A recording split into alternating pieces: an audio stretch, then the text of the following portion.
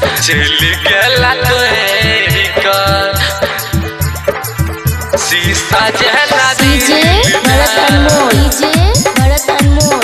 चल गेला तोरी का शीशा जहना दिल जा चल गेला तोरी का शीशा जहना दिल जा चल गेला तोरी का चल गेला तोरी का शीशा जहना दिल जान चल गेला तोरी का चल गेला बचपन से रहे चला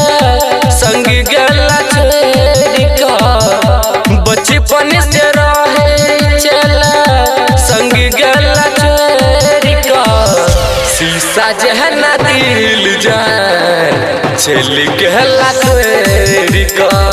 शीशा जहना दिल जान चल गेला तोरी का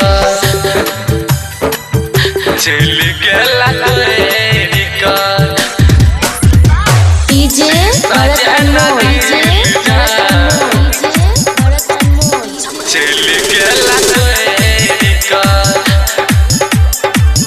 चल गेला तोरी का मीठी मीठी बात कह के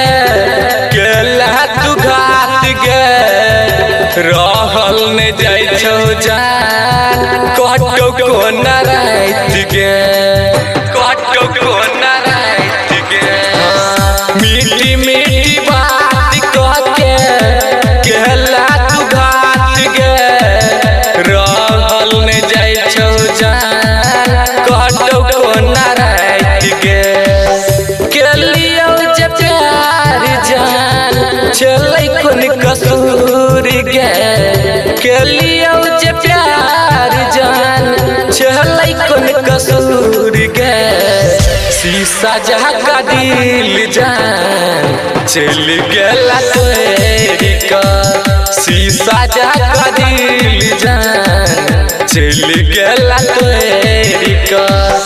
चल गेला तोरी का शीशा जहना दिल भरत अनमोल चल गेला तोरी का शीशा जहना दिल जान चल गेला तोरी का खेल चलही वादा कसम सब भूलही दोसरा के पियवा बना के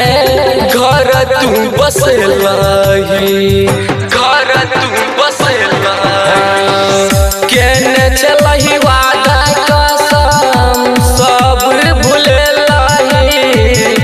दोसरा के पियवा बना के घर तू बसलही दीपक सबहरिया के गेला जान छोड़ के दीपक सबहरिया के